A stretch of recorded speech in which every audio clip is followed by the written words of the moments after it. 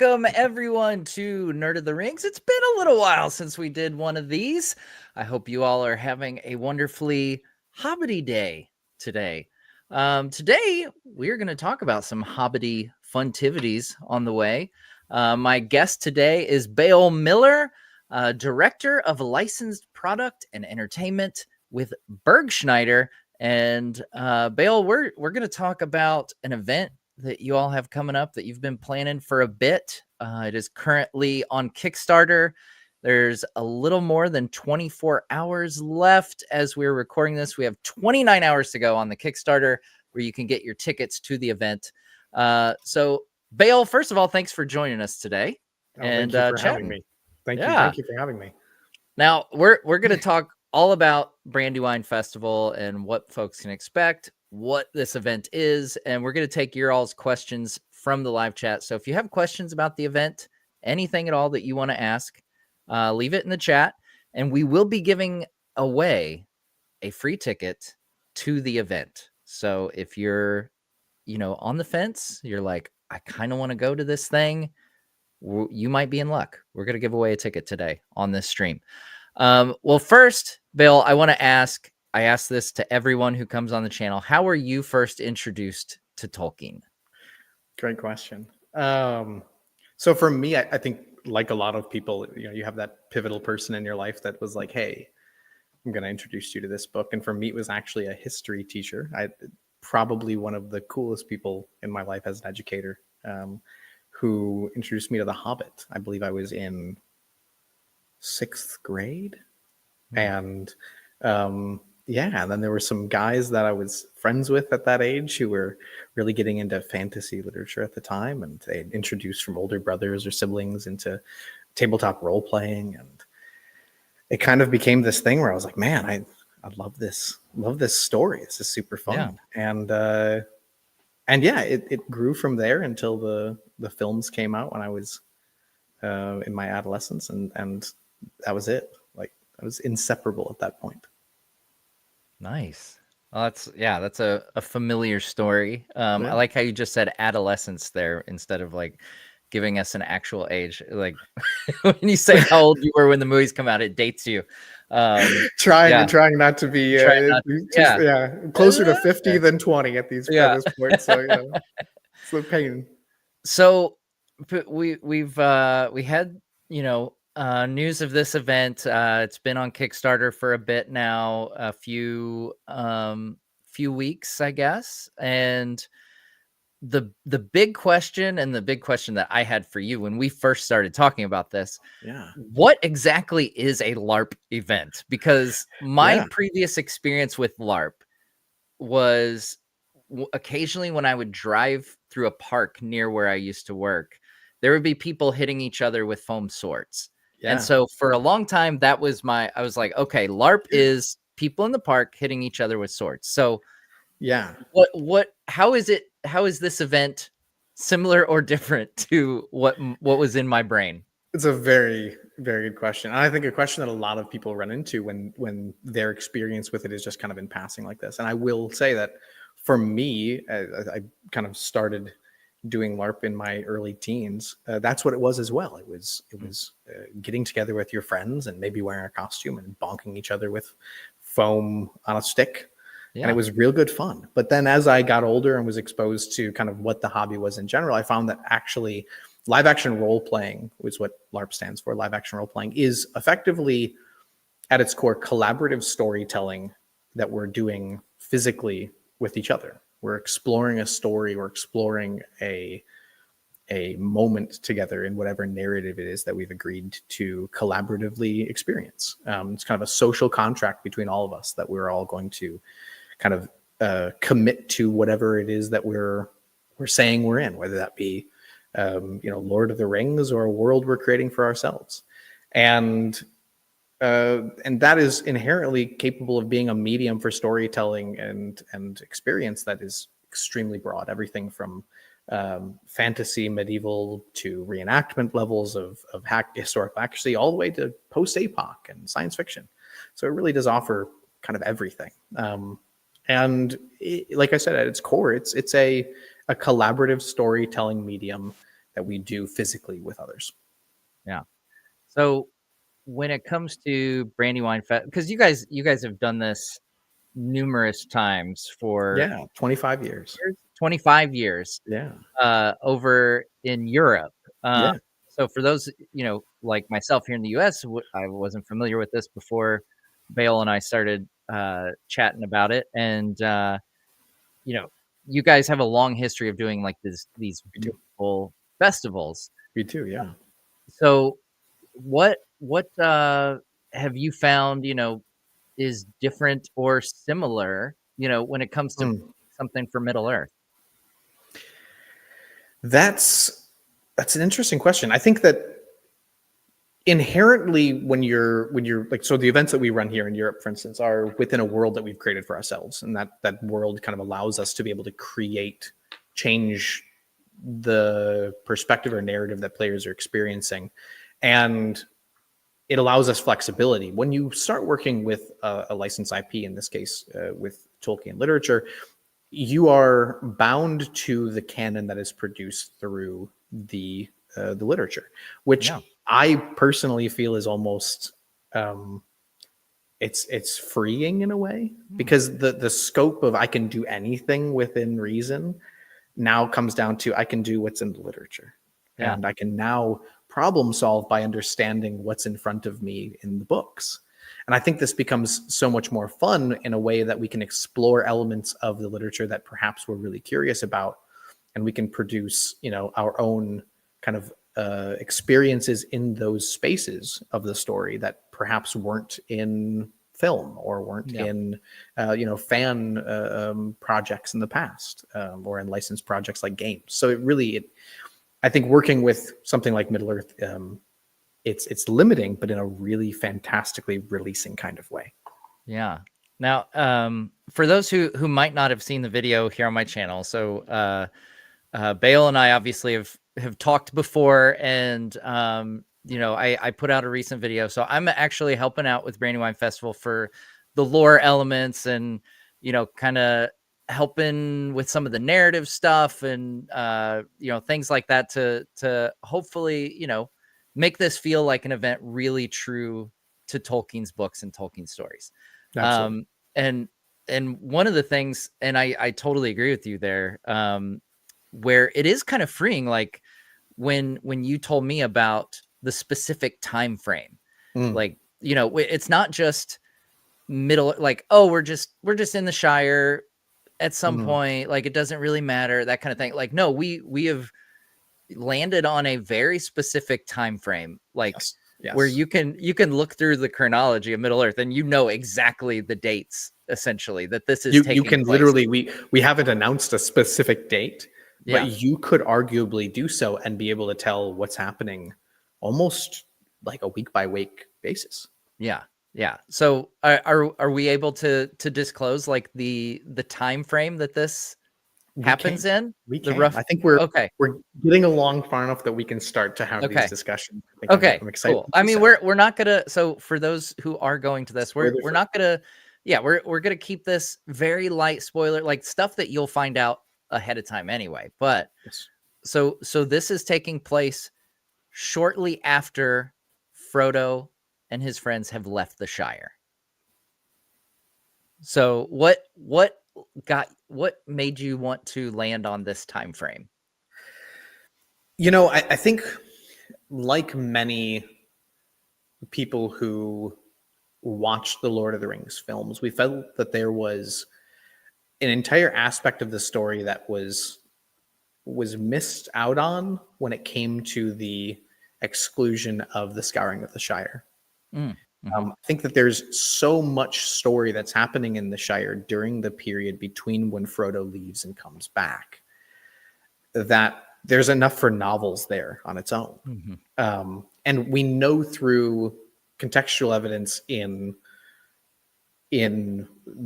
concerning hobbits, but also in some other chapters, and I don't want to give away too much. Like there's certain things that are so glaring, and if you're Yeah. if you're a real serious, kind of lore hound, you're going to already very much understand where this goes. But there's these great opportunities around the idea that the Shire is changing almost before Frodo leaves the Shire. Yeah. There are things already happening in the South Farthing that are referred to in the Scouring of the Shire when he's talking to Sam's father, you know, and there's this kind of opportunity for us to explore what's happening there, and during a period where things have not truly gotten bad, but there's perhaps like kind of murmurs of where things are going to be heading.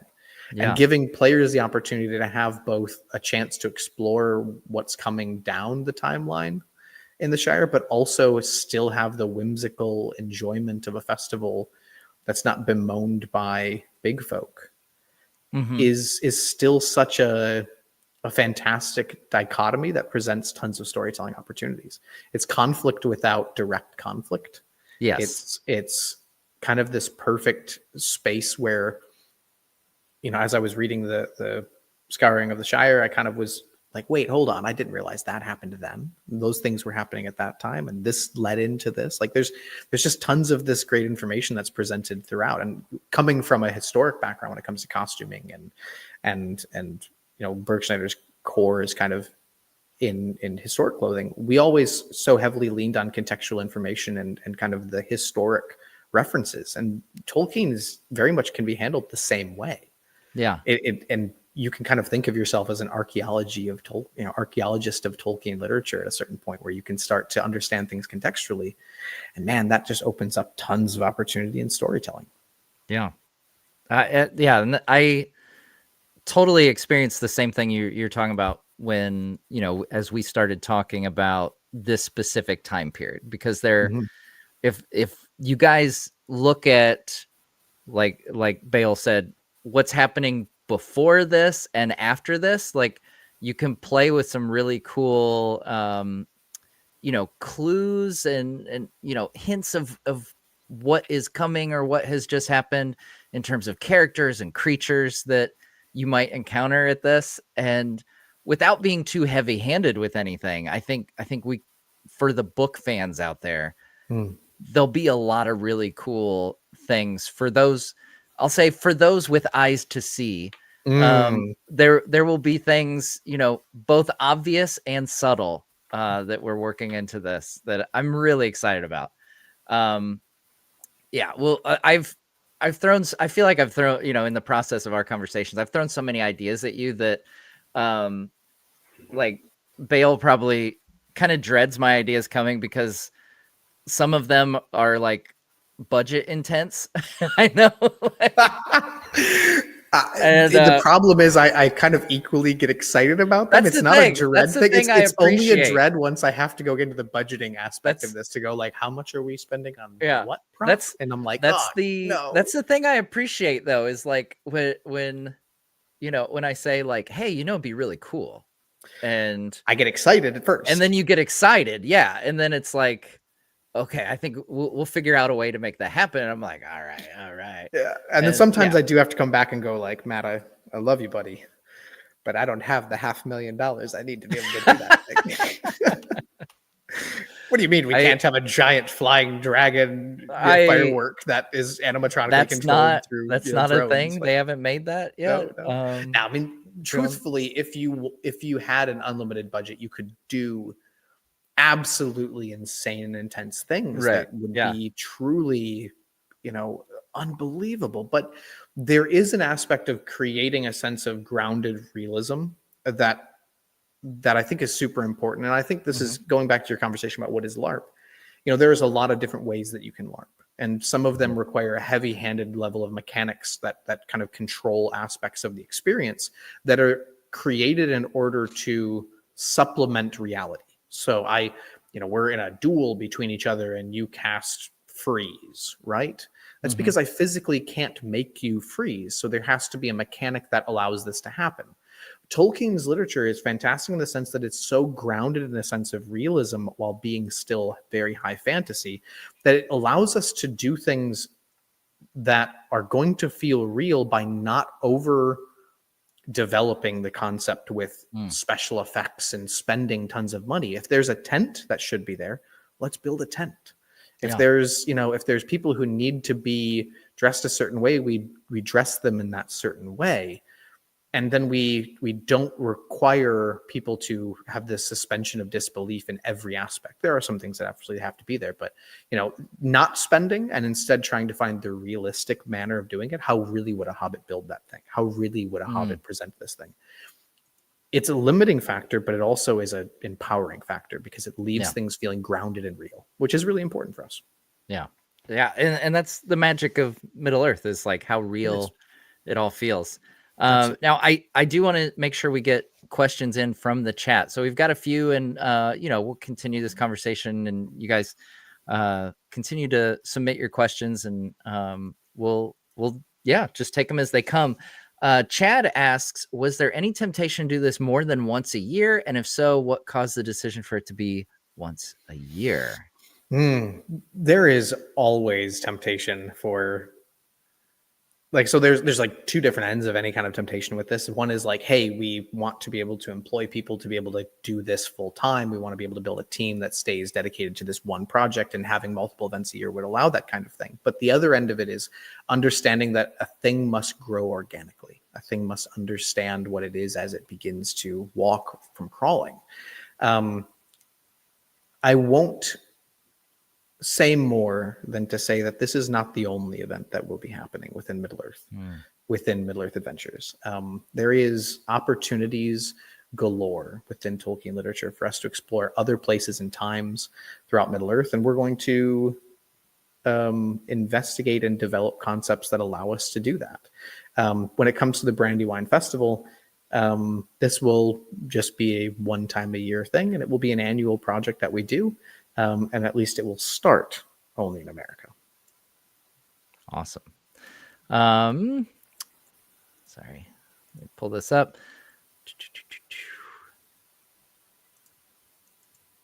We've got another question. How does the economy work? Are we able to buy more in-game currency? So that's a good question.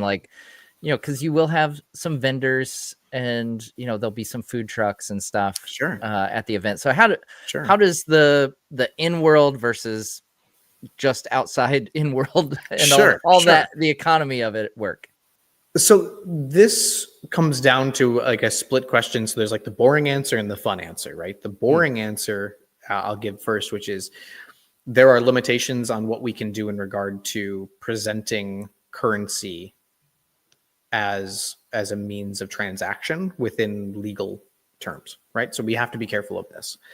We are working on developing a way of handling this that is elegant yet simple. What I can tell you is that there will be currency that you can purchase and use in-game for role-play experiences. You'll be able to find this currency in the world organically as well. You won't just have to purchase it. There will be NPCs and opportunities for you to collect this coin, and you will be able to use this to acquire things in game. Will this 100% be necessary for your experience? Absolutely not. Very cool. Here's one. Here, I got this. Okay. Do any hobbits have beards? Great question. One that you and I talked about from day one. Yeah, we had this brought up. So after you get your ticket to Brandywine Festival, you get access to the Discord, and like people been chatting in there like crazy. It's been awesome. Very active Discord. Yeah, it's very active. People are really getting into it. It's a lot of fun. But this was one of the first questions that I saw come up in the Discord, and so like I posted the citations there and everything. But in short, yes, some hobbits did have beards. Very common in the East Farthing, among those with more stoorish characteristics. So there you go. Yes, there were some hobbits who did have beards. So if you are a bearded individual and you do not want to shave to play a hobbit, there you go. Just say you show stoorish characteristics in your ancestry. My lovely fiance would be truly upset if I decided to shave this, because boy, it doesn't look good when we do. Salvador, can we smoke at the event like hobbits? Someone's gonna do some of those Gandalf ships through the smoke rings, I think. Boy, if you can, that would be truly impressive. I know that would be impressive. We will allow pipe smoking at the event. There will be designated areas that are clear for you to do so. We don't want it just to be kind of everywhere and anywhere. There are going to be people who are a little more, sensitive to it. So there'll be areas that are absolutely acceptable for you to sit down and smoke a pipe. And then there'll be areas, if you happen to need a cigarette or something, we can have areas where you can kind of step away from the game and do so without being disruptive. Hatfield asks, can you talk more about the farthings in regard to LARP character creation? Yeah, it's a great question. So, I mean, inherently, we know certain things about the geography and economics and structures of different parts of the Shire. And this really does. I would divorce my husband if he shaved. Yes. Shaved. Sorry. I just saw that pop up and I was like, man, that's relatable. I'd divorce me too. So we know that economically and geographically, there's information about the different farthings that gives us contextual information toward the kinds of people who live there. We also know things like, West Farthing and North Farthing having more Tooks and Tookland and their relationship as we come into kind of the Scouring of the Shire, how they handled that tells us a lot about the kinds of attitudes toward the world and about the outside world, but also about the way that hobbits interact within those farthings to each other. And in the process of character creation and creating your character, you're going to be handed a series of kind of pieces of resource and information. One of these is we'll have, suggested watching and listening, which will be, obviously Matt Nerd of the Rings video on the farthings, which is a great kind of primer to this. And truly you can capture most of what you're looking for from those. But this process is going to help you to design your character based around the understanding of what the motivations of the character you want to play are. So instead of saying, I want to be from this farthing and thus I will do these things, we encourage it from the other direction. How do I want to play a character? How do I want to experience the world? How do I intend to actually be able to role play? And then giving you the understanding of, okay, you might be from whatever. It's basically like the BuzzFeed article of what, house in Harry Potter you're from, but like not. Right. Yeah. Yeah. It's not quite that, yeah.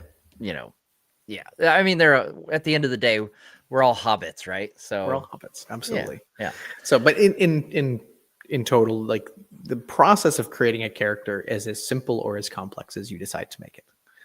It should be something that is a enjoyment. It should be something that is a pleasurable process that helps you to flesh out your expectation for what you want to do at the event.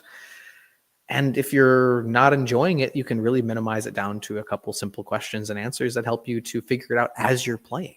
And that's okay to do as well. Yeah. It's funny. Someone just said in the chat that they want a BuzzFeed type quiz for farthings now to determine what farthing you come from. Actually have a tool to build those. Oh, there you go. Something that we could do. Don't quote me on this, but it's something that we'll look into. I think that'd be really fun. Sorry, I'm getting the questions, but then I'm seeing amusing comments that I just have to shout out. So the problem is like they pop up on the screen as well, and I'm like, my husband suggested having a food truck run by people dressed up like orcs that would shout, "Looks like meat's back on the menu, boys," when they open up for business. Not canon, but funny. Exactly. Don't give me ideas. Like, I mean, maybe like pre-event, this is like a great idea. That's funny. I love this. Here's a quick one we can answer. Elijah Fox, late to the party here. Where is this happening? This is in Harrodsburg, Kentucky, and it is October 7th through the 12th of this year. I've got it in the pinned comment in the description there. You can follow that link to the Kickstarter. They've got a wonderfully thorough FAQ as well. But you can see all the stretch goals and everything. Everything you need to know is there. And if you have questions, that's what we're doing, answering other questions here. Another great question from Otis: do we have to participate in games, or can we just go to vibe? Just go vibe, man. Go vibe. Yeah. Otis, I think it's a great question, and I will put it this way: when you're at a LARP event, you are, by simply existing there, you are a participant. There are no true observers, right? So we have a couple very simple rules toward the event. One is always react to people role playing with you, and as the person role playing, never expect a specific response. Mm, And between these two things, when they're found in balance and through the understanding of I want to, be here and enjoy this, everything that you're feeling in that moment of I just want to sit here and do nothing. Well, just role play yeah. that your character wants to sit here and do nothing. Then Yeah. like that's a completely valid choice. So Yeah. there is no requirement outside of be your hobbit, but your Yeah. hobbit can have the same goals and aspirations you do within reason. Yeah. It's like improv where you just roll with whatever the other person does. You don't contradict them. You don't try to change the scene, so to speak. You Yeah. just roll with it as your character, who Yes, your and character your could way be. through. Yes, yeah. Yes and Yes. um Michael asks, is it going to be easy for people and families who are staying off-site, aka not camping, to get into the festival each day? It will be. So you will, for families, we have a link. If you jump over to the Kickstarter page and you go to updates, you'll be able to scroll down to. I can find the date here in just a second. We did an update related to junior tickets, so you'll have a little information about like family attendance. The post was update number 4, posted on March 27th, and this will be super helpful for families who are looking to attend. And yes, you will be able to show up and present your ticket and information there as you arrive. You'll be able to park and then walk into the festival each day. And you just simply say, oh, if someone asks, where have you been? You can easily just say, oh, we were camping somewhere else. We're camping off the festival grounds. There you go. Across the Brandywine Bridge, maybe. Yeah, there you go. There you go. We're a little far Quick shout south out for that, but yeah. Yeah. Quick shout out to Naturi's Chill, member for 48 months here on the channel. Wow. Guys, Look at if that. my math is correct, that's 4 years. That's like That's 80% of the dedication. time this channel has existed. So thank you what a very much winner. to Naturi's Chill for being a supporter of the channel for that long. Absolutely. Samwise Plays YT asks, will there be any special guests like actors, voice actors from Middle Earth movies? Now, I know one of the most ambitious of stretch goals does involve having Daniel Faulkner from as a special guest. And Daniel, I've had him here on the channel. Daniel's been involved in some of the things behind the scenes with the festival as well as one of the concept artists. Which is it, Gus? Gus Hunter from Yeah, what Gus also Hunter, were the concept artists on this. Yeah, he was so the concept artist for The Hobbit and worked on Lord of the Rings films as well. Right. Yeah. So you've got a couple folks, which I was really excited about because, Daniel, he's one of my absolute favorite people He's in fantastic, the fandom. And so the fact that he and Gus have helped out with some artwork and stuff has been awesome. But yeah, so one of the final stretch goal, if it's going to take a lot of word of mouth to get there at this point. It would be unbelievable. It would be if we did. Yeah. Which you've unlocked more stretch goals than you have not so far. Like there's only 3 stretch goals remaining, but getting Daniel would be amazing. I would love to have Daniel there. The idea was to have take Daniel... a lot of people spreading the word at this point. Yeah. And it may be that we're able to pull the trigger to move that stretch goal a little bit closer as we get closer to the last couple of hours. It might be something that we're able to maybe still make happen. We'll have to see on kind of where we end up. So keep that in mind. It was as a last stretch goal because it's so cool. Mm-hmm. Let's see where we end up. It's a long trip from New Zealand for sure. It's a very long trip. It's a very long trip. But yeah, it would be awesome. And like if he'll do like an art discovery kind of walk and do art with Daniel Faulkner, which is one of the coolest things. I can't imagine many cooler things to be able to do. So help spread the word, tell your friends, bring your friends. Absolutely. Absolutely. I mean, as an artist, there is nothing cooler than being able to sit with the guy who designed, was one of the key designers in the Elven clothing and costumes from the trilogy. Treebeard, he was the original sculptor. There's photos of him sculpting Treebeard's face. I mean, this is such an immensely important person for the films, and we're really excited to welcome him to the event if we're able to reach those stretch goals, and hopefully we can kind of see where it ends up and see if it's still a possibility even if we don't hit that full 1800 level. But all the same, it's wonderful that he's excited to at least look at being there if we are able to do so. And for others, I won't say, I won't comment. Okay, we're gonna keep your secrets then. All right. Chad asks, what type of food do you expect to be the most popular at Brandywine? I think we all I'm not know sure what it he means is. by popular. I think we all know what it is that you are referring to, a certain tuber. Yeah, so I think potato is probably going to be the most popular for a plethora of reasons. The ground fruit itself. Yeah, definitely the potato. Commander Scooby asks, can we open our own stall at our campsite, or will there be specific places for that? For example, if there's a fire pit at each site, can we trade food we make? So, and I've seen a couple questions about this, like trading or selling goods. Like I would imagine they're like selling things is much trickier, and like there's going to be more rules around stuff like that. Trading, I feel like there's probably more leeway when it comes to that.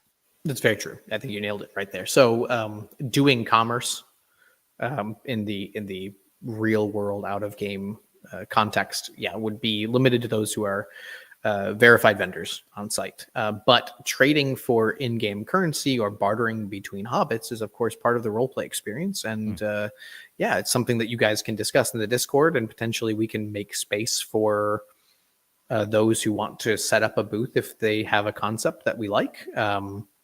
It's something we can definitely look at potentially doing. I would say, bring your ideas. Let's talk.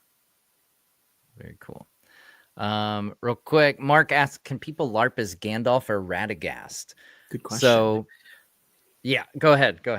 Yeah, I think it's important to understand the difference between cosplay and LARP. So LARP is that we're all playing individual characters that are designed by ourselves to represent our own experience that we would like to have. To choose a character like Gandalf or Radagast, it would first off need to be within canon. First off, that character would exist in that space and that time.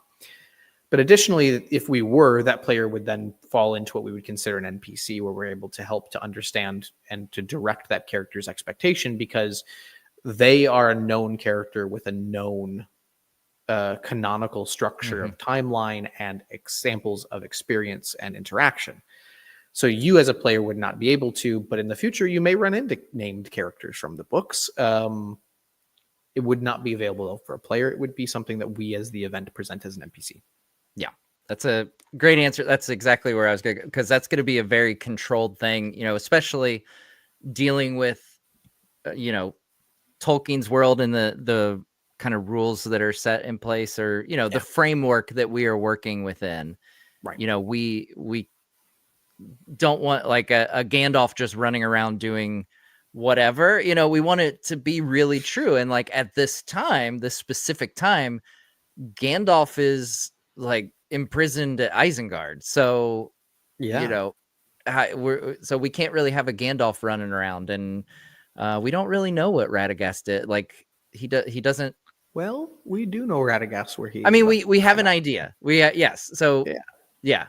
I'm not going to get myself in trouble or anything. But, I'm very much with you there. I can't give you an exact location, but I can tell you what he's about to do. Yeah. So we'll definitely have some cool characters for folks to interact with. But yeah, regular attendees will all be playing some variety of hobbits. What family you're from, farthings and stuff like that. That's where you all can get creative and everything. Absolutely. Speaking of hobbits, is there a particular look for the hobbits to be? Are we going for Peter Jackson's interpretation or otherwise? And there's not really like any hard, fast like framework for what you have to look like. Like nobody's going to turn you away at the gate if it's like you look like your Hawaiian shirts would not be Hobbit approved. Well, yes, right, yes, but it's not like you look more like a Bakshi Hobbit than a Peter Jackson Hobbit. That's not what we're going for, We will be presenting a style guide, basically to help you kind of guide the direction. So we did a lot of research into, from contextual evidence, what is Tolkien's kind of what is he insinuating in regard to garments? I mean, a perfect example of this is suspenders. So like, we have no indication whether or not a hobbit would wear suspenders outside of the fact that we have a family last name of hobbits known as the Bracegirdle family. And the Bracegirdle family is, if you look at the German Gürtel and the French word for a belt or a series of braces, you would find that you can go look at the Oxford list of names. And you get me in trouble here because I have it listed somewhere. We had to do a lot of research, let's put it this way. And one of those things was this kind of thing. And we can tell then by the etymology of the actual word, like where that is coming from, and the contextual evidence of what that name means, is that this would be a family of people who were suspenders makers. And we know based on contextual evidence that Tolkien was very inspired by, early 18th century Cotswoldian rural fashion, where suspenders or braces or leather worker that does braces was an entire job a person would do. In fact, we'll actually be having a suspenders maker as an NPC who is actually a suspenders maker from historic Colonial Williamsburg, who is a professional at this, who will be playing a role of doing this as a character. That is fantastic. And with that last name. So we know that like these kinds of things existed, and using context clues, we're able to understand this a little bit more. And this means that we'll have a style guide that gives you some rough guidelines on what you can expect when you're building your costume. Very cool. So, and this goes hand in hand with the next question. Mishram asks, any updates on when the various guides, camping, costuming, character creation, etc., will be coming out? Yeah, great question. So we'll be releasing our content roadmap in the beginning of May. We got a really busy period over this next week and a half to 2 weeks, and then we'll be releasing a roadmap document that allows you to take a look at what the expected dates are, or date ranges on when these will be coming out. And the list that you have there, camping, costuming, and character creation, actually will be that order as the 3 that we'll be doing first. And then we'll be going into kind of more detailed information as those guides come out. And we're working to make those guides as digestible as possible without it being overwhelming. There's information that'll be important for you to know, and we're hoping to make it as easy and quick for you to grab it as possible. And looking at potentially different ways of doing this through different mediums as well. Very cool. Nathan, this is a simple question to answer. Will you be going, Matt? Yes, I will. And I will be playing a very fun NPC. That's all I'll leave it at right now. I'm super excited about this NPC. But I'm so excited about this NPC. If you guys know me and know the type of character that I tend to identify with, let's just say it's right up my alley. And I am very excited. I'm gonna have my own cart. Yes. Yeah. The lore connection on this. It's really good. Should we just tell him what I'm going to be? I think we already have. We have indirectly? Okay. It's technically a stretch goal. It's technically a stretch goal, right? Yeah, it is. It is a stretch goal. Yeah. So, sorry, I think the internet hiccuped there. Yeah. Sorry. We froze up for a second there, but yeah, so one of the stretch goals was for a dwarf merchant cart. And I am going to be playing a dwarf boot merchant, because we find out that hobbits in the East Farthing commonly wore dwarf-made boots because of the muddy ground, the muddy farmland. So I am going to be a dwarf running a boot cart at the event. So that's what we have to look forward to. I am really pumped about it. Getting into dwarf mode. Really excited. So yes, needless to say, I will be there 100%, and I will be in dwarf mode the entire time. I will be in character the entire time, because that's just how I roll. Like, once I turn it on, I'm just gonna leave it on. Matt Evans asks, what about bald hobbits? Yeah, man. I don't expect people to wear a wig, you know. Nah, man. Bald is Yeah, beautiful. bald. Yeah, Embrace it. like yeah. I mean, hobbits Yeah. hobbits can go bald. Absolutely. Yeah, just because their life is less stressful doesn't mean it's not stressful, or it's just Yeah. hereditary baldness. You know, I have kids. That's why my hair is gray. It's like there's things that are universal, and you know, Gray is wisdom just yes. seeping out of those hair follicles, I'll tell you. Doomgiver asks, "Can I actually buy boots from you?" I don't know how much we want to reveal about like what's going on with the boots, but maybe more Oh details to man, come on yeah, that. more details to come. Let's put it It's that gonna way. be fun. It's gonna be Yeah, fun. it's gonna be very fun. Let's see here. Oh, Hatfield, yes. Yeah, I did mention this lore in the Farthings video. Yeah, that's one of the things, you know, when I was doing that deep dive into a tour of the entire Shire and like what's unique to each Farthing and you know, different commonalities between, you know, different hobbits, you know, what dwarf merchants would sell to them, that kind of thing. Like, yeah, it's right there. Like, there's so much especially in concerning hobbits. Like, there's a lot of It's great details. It is a lore dense chapter. Yeah, and it's fantastic. Like for an event like this, Oh, it's like invaluable. you go to this. Yeah, like this is the starting point, and then we obviously expand out. You know, go to places like the appendices from there. Absolutely. Mishram asks, how many tickets have sold so far? So I know you had a recent update that you had unlocked the 700 ticket stretch goal, which unlocked, and you guys can see, you know, the stretch goals, and the titles are a little like semi spoiler, but you won't know exactly what the storyline is, or you know, this one's pretty obvious, but that stretch goal was the Sons of Elendil quest line. Not all So shadows bring the darkness. yeah, so that's a fun one. So yeah, well, give us a quick update. Where are you guys at ticket wise so far? Yeah, so I ran the numbers this morning, and if I'm not wrong, we are just over 766 tickets.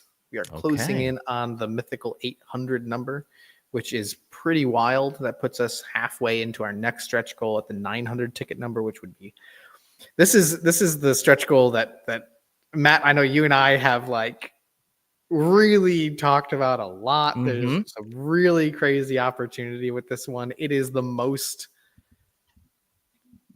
it will be event shifting. Yeah. If we hit this one. Yeah. I am really excited about it. I let's just say, like, one of the earlier conversations, you know, when Bill and I've been talking about this, it was one of the first things that I think I said, and you guys were already thinking down that direction, but you know, Cousin Hal might have been onto something. That's all I'm gonna say. Are we going to have ring wraiths walking around looking for Frodo? Well, okay, so maybe we need to do a timeline video. I think we should of the Shire, like what's Yeah. happening in the Shire over the course. This would be a really fun video, because we can remember that fight to the ford, the chapter fight to the ford, is really important in understanding where the ring wraiths are at that point, right? And we understand that we are in October. We're going to keep the date, like we're going to keep the king's date and the real word date basically the same. This allows us to basically have a pretty good understanding of where, you know, by Shire reckoning, where things are at. And we know the day Frodo woke up very clearly. And we know that was X amount of days from that moment. So we know where the ring wraiths were, which gives us some information about where they could have been. So I'll leave it at that. All right. Nathan asks, for the future, is this event more of a one-time thing, or is it planned to continue in the future past this year? It will be the first annual, for the reason that it will not be the only.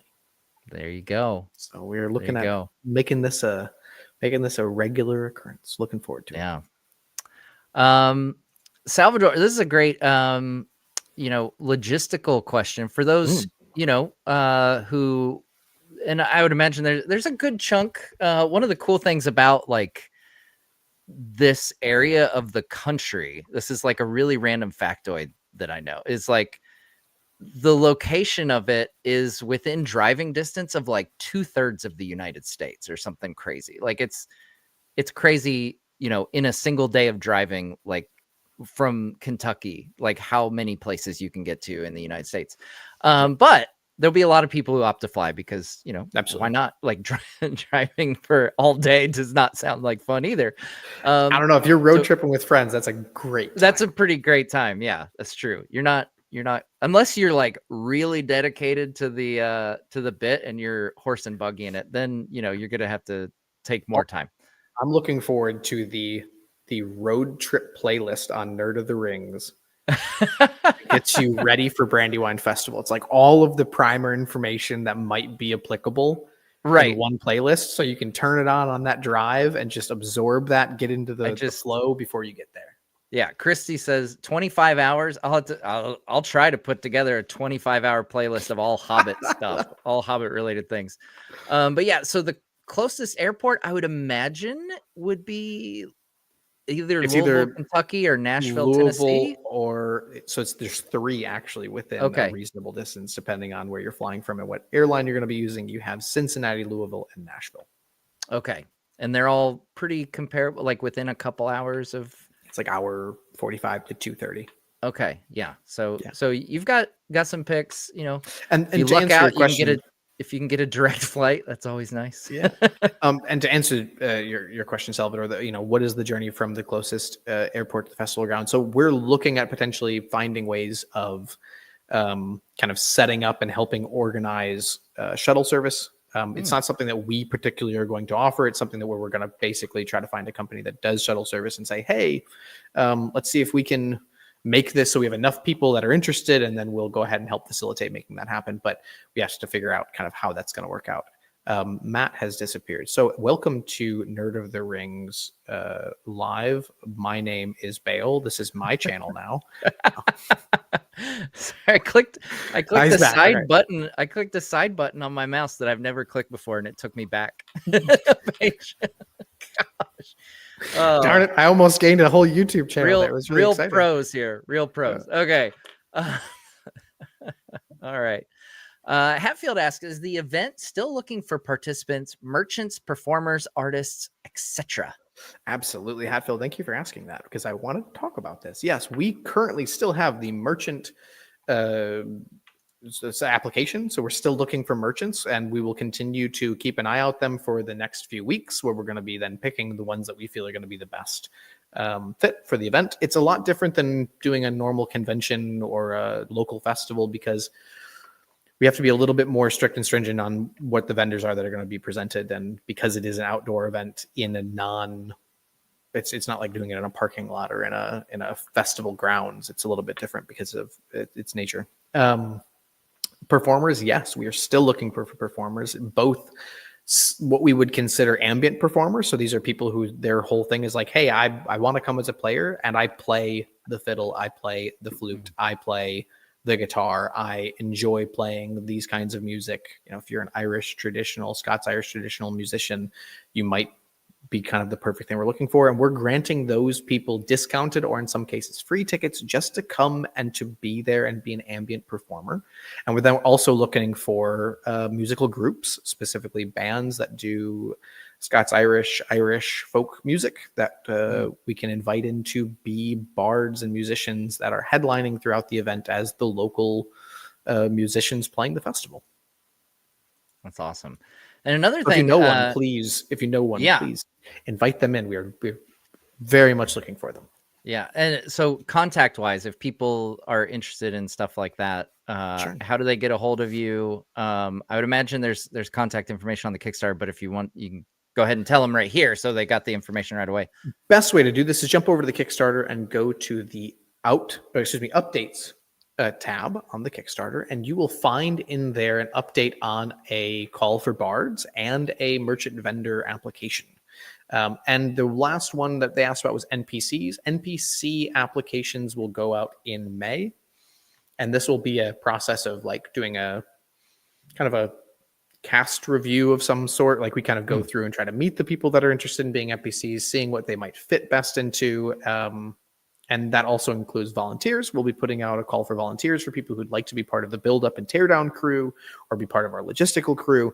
And those people that join in range from getting like a discount on your ticket, or even you get a full ticket depending on kind of your level of involvement. We do go through and pick from existing ticket holders first and give them first access to be able to come in and do this, though. We start with that. So don't think, okay, I'm not going to buy a ticket in order to try to be a volunteer, because there's no guarantees that you will be able to do so. Got it. Okay. And we will be doing a giveaway for a ticket here, guys. So if you are interested, I'm going to give it here another like 5 minutes, and then I will tell you how you enter right here within the live chat. Like we're going to do the whole thing right here in the live chat, but somebody who's been wanting to go to this is going to win a free ticket here in the live chat. Rai K. Can, thank you so much for the kind comment here. The channel's so awesome. Love the passion for all things Tolkien. Thanks for the engaging content. Well, thanks so much for watching. Thanks, Rycan. It's really great that I was able to take over the channel for that period of time there and really kind of elevate the... No, I'm kidding. That was your 5 seconds of hosting the channel, man. All right. Kairu 1486 says, would you consider doing something like Evermore Park where there's different themed events throughout the year if it goes well? Wow, that would be, I mean, wouldn't that be a true dream, though, to be able to have a permanent location to be able to do this kind of thing where we can have that? I mean, there's tons of opportunities and options that exist within the world of kind of location-based entertainment and theme space. But the complication that comes up whenever you're talking about this kind of thing is really the cost and sustainability of an idea over the long term. And although these kinds of things in theory sound amazing, the reality of it oftentimes is that they're not economically feasible. So if there was ever the possibility that we could find a way to make this happen and there was enough interest in it, who knows what could happen. But at this stage, we're just looking at running these events as a kind of annual experience that people are able to come to for the time that we're running it, which is in this case the 5th through the 7th of October in Harrodsburg, Kentucky. And I also saw, I didn't star the comment, so I can't pull it up right now, but I saw some folks asking if this goes well and everything, is there a chance to have something, West Coast or, further west in the US? Bale and I were talking a bit about that earlier, but, and one of the things that we've discussed is there's a lot of cool locations in Middle Earth and time periods to play with and different races of Middle Earth that you can do things around. So nothing's off the table for sure. So, right now we've got to kind of focus, and I'm sure you're the same way, like focus on getting this one and making this one as amazing as it can be.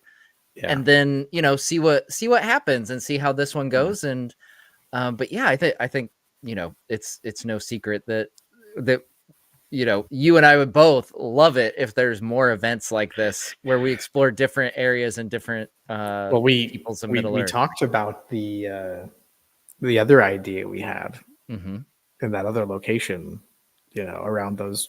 Are we gonna say it to them? We're not gonna say anything. Oh, we're not. Okay. We're just gonna do this and make people feel really like, what the heck are they talking about? I was gonna say, because that's kind of, you're kind of being withholding from them right now. Oh boy, am I? No, that's kind of really the goal is definitely to explore Middle Earth as a whole and do as many events as is necessary to get there within the means that we have to be able to do it. This goes well. It allows us to explore and go new places, which we're really excited about.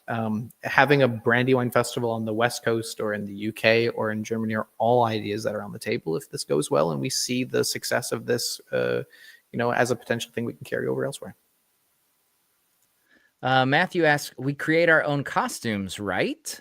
So that's certainly an option. And you guys, like, part of your all's business is like you have, costumes that you make for a lot of your medieval themed events. And Absolutely.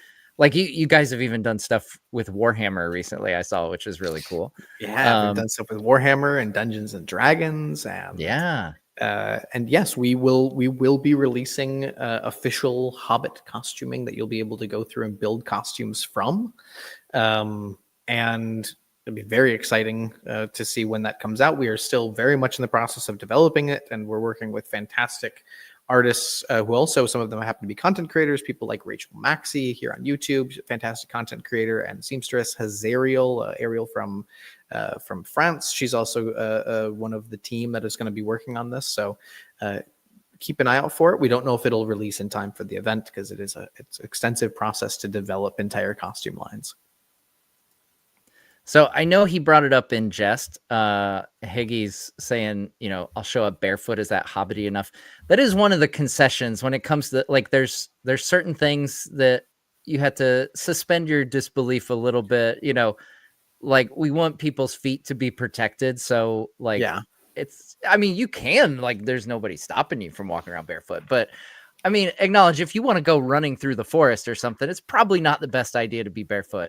Now, I've seen people do some really creative stuff with like sandals or different footwear. Like they have those. I think it'd be weird as heck. I've never tried them on, but the barefoot shoes, yeah.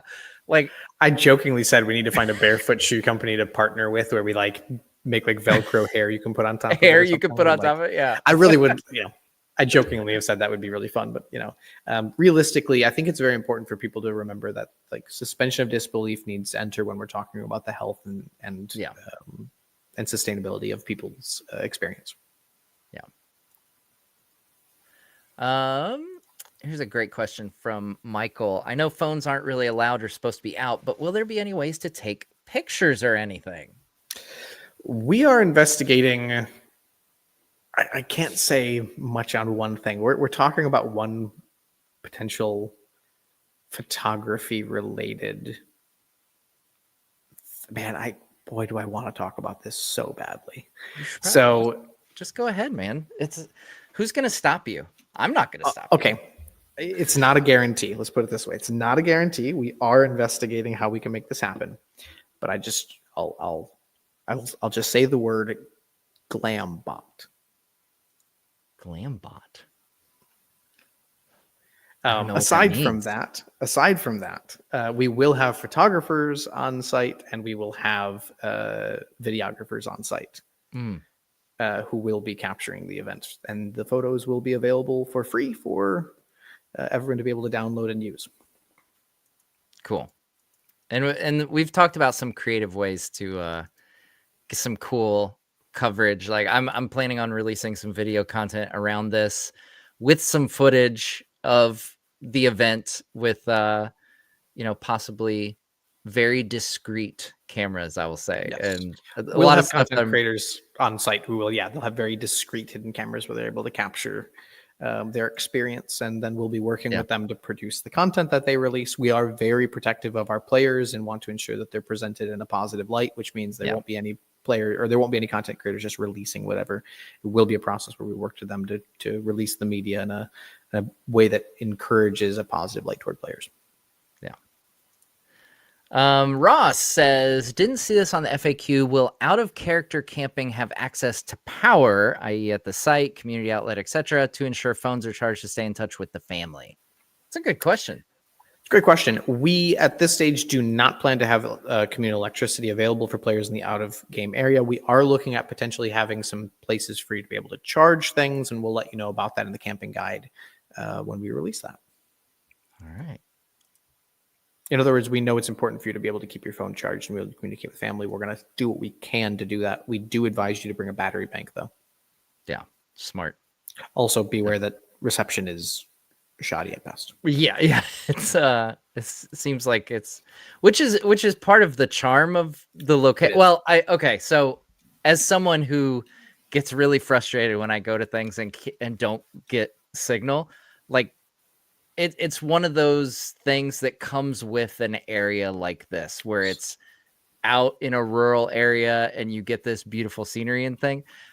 Those places tend to not be very high on the internet and cell phone signal priority list. Like, personally, I think it's insane that we can't, like, that there aren't more cell towers in this country, but it's the reality of it, unfortunately. Oh, this is a great idea. I forgot this was a thing. Solar battery packs. Yes. That's an interesting thing that I had never considered. That's a great Yeah. idea. You can put it on the dashboard of your car while you're making that 25-hour drive across the country. Scott Rivera, thanks so much for becoming a YouTube member. Really appreciate it. Christy says, can you tell us more about the Thane tier and quests? Ooh, cool. Love to talk about this. Very excited. So the Thane tier, for those who are wondering, is our top tier. It's kind of the max level of awesome that you are able to get. And there's only one left. There's only one left, actually. Holy cow. The other ones disappeared in the last 24 hours. Wow.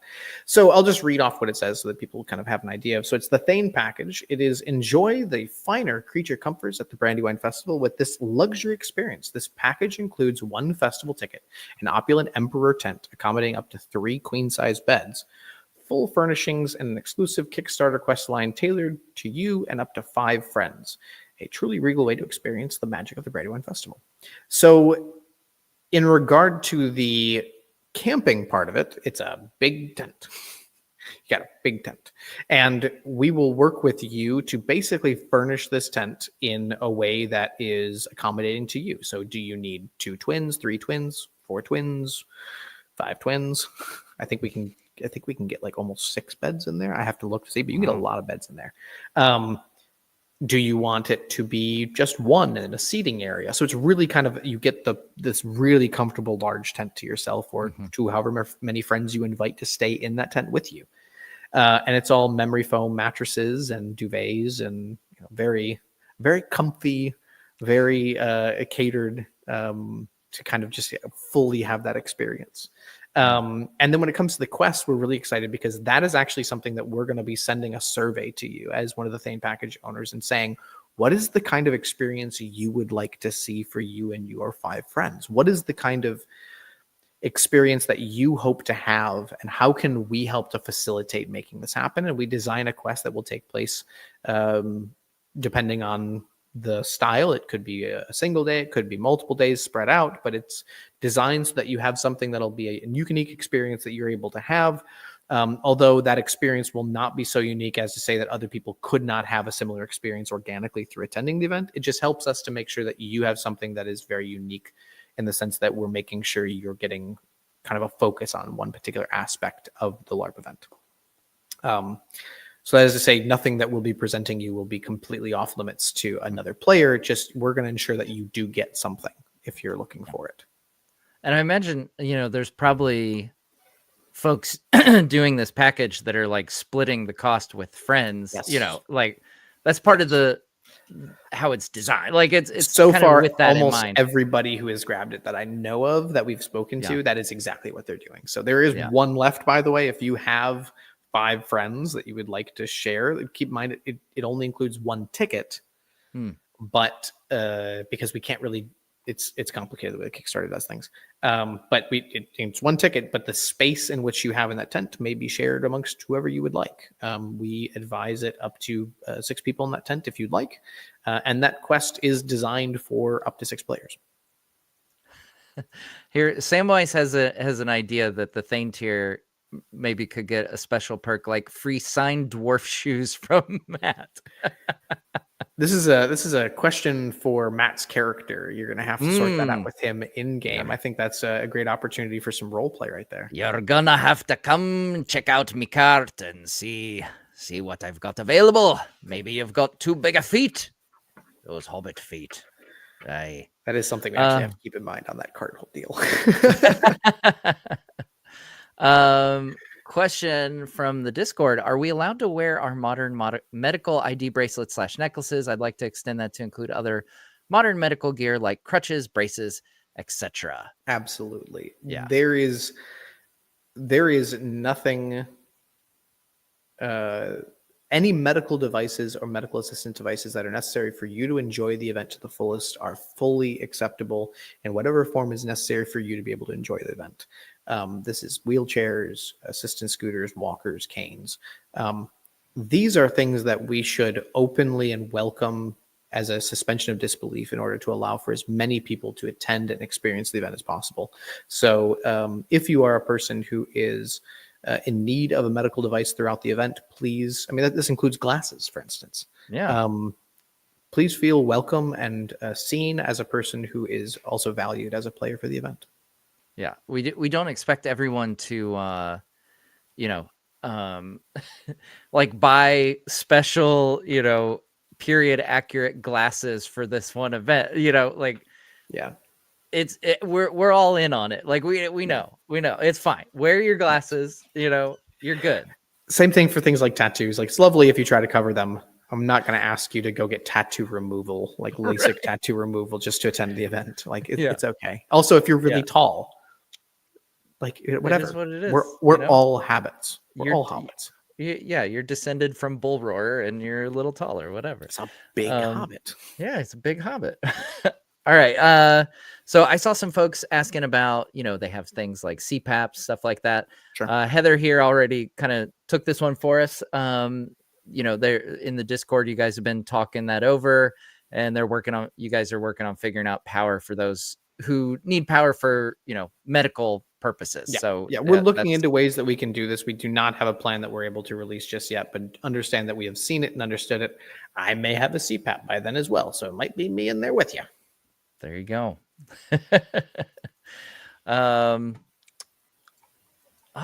Should we talk about, or is this still something that's too early to talk about, like the beverages that'll be at the event? Too early to say. Too early to say. Okay. Too early to say. We won't talk about any green dragonness or anything. So, all right. Let me double check through I was just double checking seen the number go up a couple times. So people have pledged while we've been here. That Thane package is still there. So we'll see in the next 24 hours if that last one disappears. Slides out, yeah. So all right. We've been going for a good hour here. I want to get to this giveaway because someone's going to be really pumped about this. So I want someone to, we're going to do typing something into the comments or into the live chat for you to have a chance to win. It's a little easier to like pull from if everyone comments the same thing. So what should we have everyone comment to have them enter for a chance to win? Potatoes. There you go. Potatoes. All right. If you want to go to the event and are wanting a free ticket. Now, if there's no way you can go, I would ask that you don't enter because, if you get drawn, then you're not gonna be able to use it. So, yeah. So comment potatoes. This is for the ticket for the event. Yeah. Ticket for the event. You still got to get yourself there.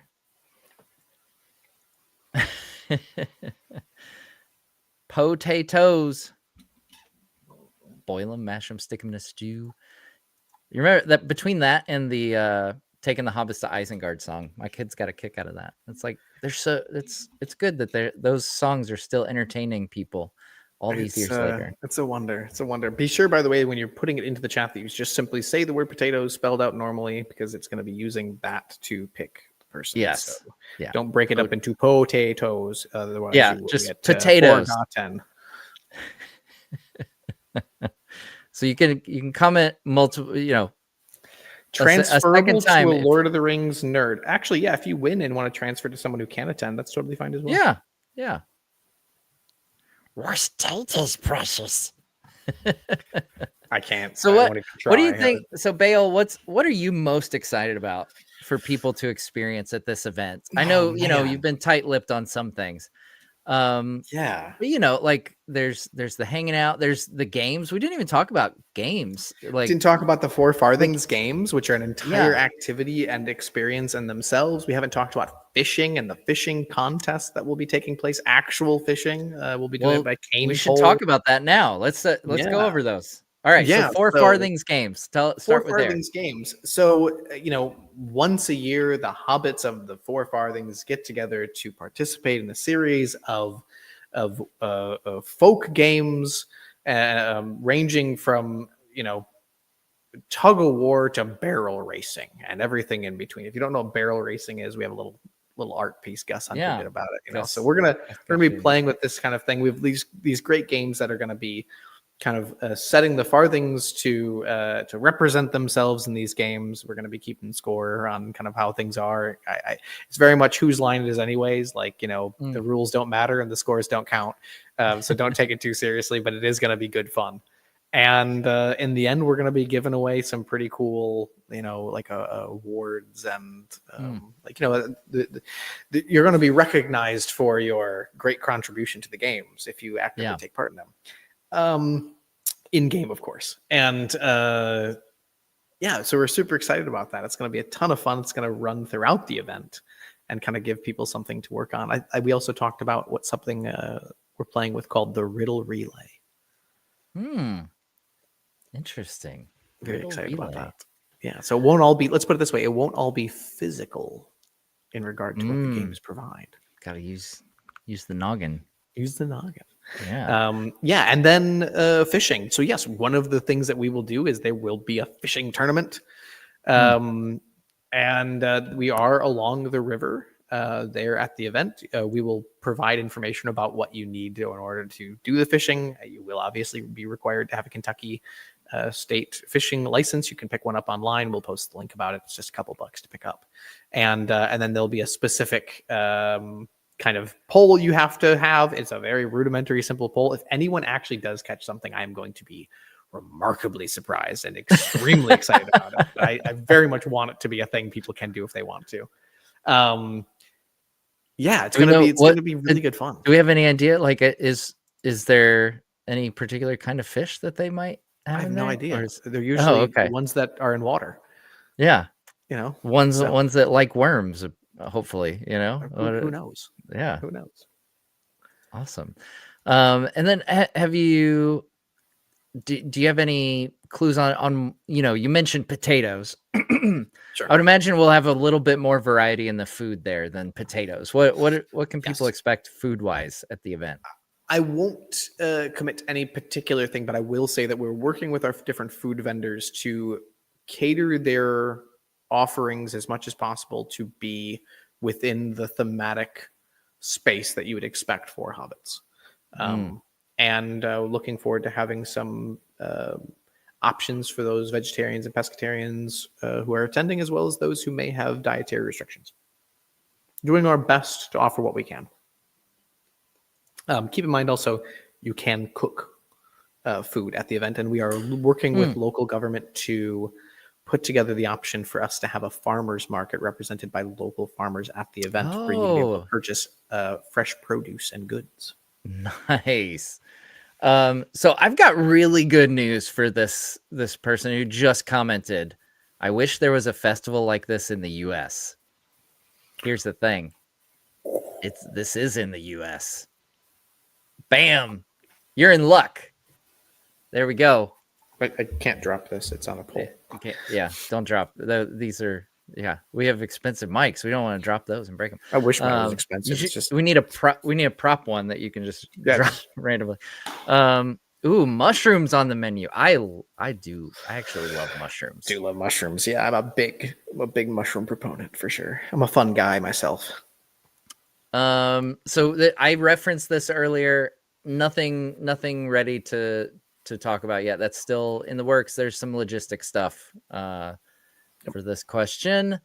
Get Stephen Colbert. Yeah, Stephen Colbert should totally come. Matt and I already had a long conversation about how do we get a hold of Stephen Colbert, and we even looked at when is he filming, and when is I would say I would like to say that Matt and I didn't spend an hour and a half on this, but we definitely spent an hour and a half on this. I don't know if it was a full hour and a half, but it might have been close.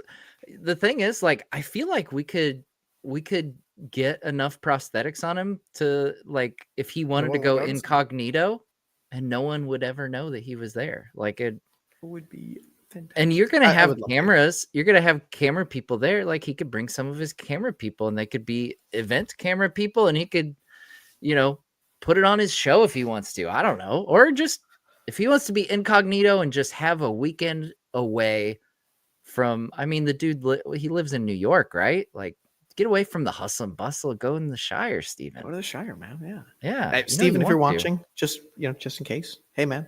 Love to offer you a ticket and an opportunity. You got one Thane package left. I'm just saying we could sort this out. All right. We're gonna draw for a name here shortly from all the people who commented potatoes. Let me see. I thought there was another question that the chat was going a little ballistic there when we what would you say is the here we go. ticket package? The best ticket package is the package that you can afford and will be able to allow you to attend and have a great time. Yeah. What was the question? Will the official food vendors be taking in-game currency or legal tender? You should plan on them taking legal tender. No. Oh, I'm back, or you're back, or we're both back. There we go. That's weird. Why are we not on screen? There we go. Oh, what is going on? Why it's only showing one of us at a time? Again, my name's Matt, and this is weird. It just like stupid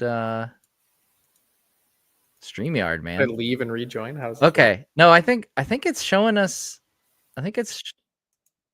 There we go. I don't know. It's my screen. It's not showing you up on the screen, but I'm watching the stream on another window, and it's showing both of us. And so, okay, I'm just gonna roll with it because we're almost to the end of this. We are. So, gosh. Okay. Should I leave and come back? Is that helpful? No. It's all good. We're just on different sides now. Man, StreamYard is being really funky. I'm having issues with it today. All right. Before we draw the name, Bale, is there anything else you want to say to folks? Anything we haven't covered about the event, what people can expect, any big FAQ things that you've come across that newbies to LARP would want to know, anything like that?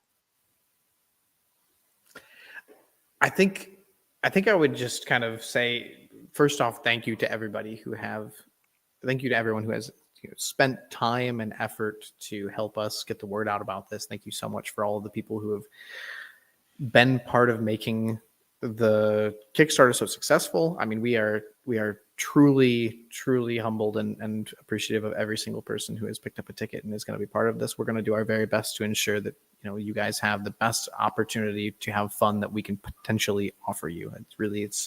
It's an absolute labor of love and passion for every single one of the team members who's going to be in this.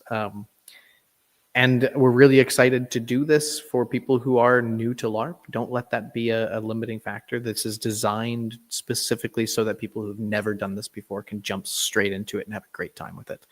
And we look forward to experiencing this with you and experiencing this story that we're putting together, and also seeing the stories you bring, because I think the player agency is a huge aspect of this that we look forward to talking more about, and you being part of that story.